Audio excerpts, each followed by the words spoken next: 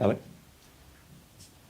So I wrote down yesterday, and that's my question, is that right?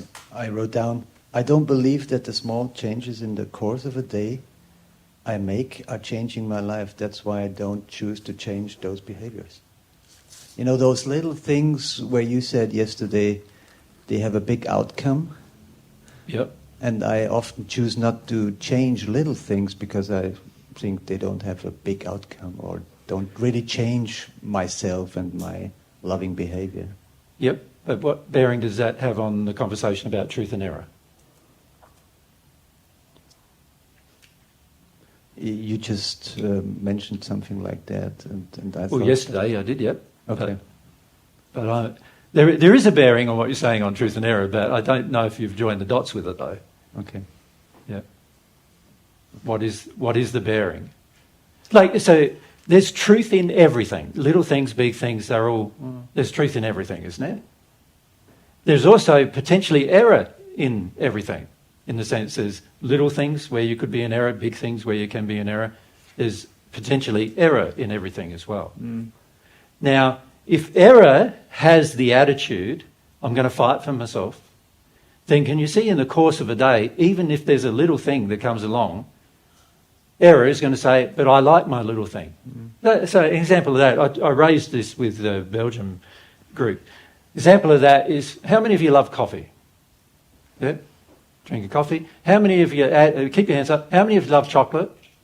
So keep chocolate, so now we're fair viewers. How many of you love tea rather than coffee? But keep your hand up if you love coffee, tea, chocolate. So now we're getting to meet like most of the audience. All right. How many of you? These are. How many of you still like eat meat? So keep your hands up. How many of you still keep your hands up with any of these are true? Is basically what I'm saying. How many of you still smoke? How many of you still drink alcohol? How many of you still can you see? Everything I've just mentioned is an addiction. Every single one of them. By the way, every one of those addictions are having a major, major impact on the environment of the planet. What they're doing with tea and coffee is they're clearing whole swathes of environment that are high value environment, like we're talking, rainforest, subtropical and tropical rainforests and everything, high value environments, lots of water being used, and turning them into a monoculture. And then on top of that, do you think anything that was there in those places before can survive? Of course not. They don't have anywhere to build a nest. They don't have anywhere to lay their eggs. They don't have anywhere to have progeny. They don't have any safety. They don't have any security. They don't have any food anymore because they can't eat coffee beans. And so they will die off, right? We don't understand that even our tiny little addictions that we think, it's just a cup of coffee, or it's just a little bit of chocolate, or it's just a whatever, Alcohol, in Australia with alcohol, they're clearing away almost every other production of food in some big farming areas and just planting vineyards. Planting vineyards, more and more vineyards. You look over some countries here in Europe, everywhere you drive, just vineyards.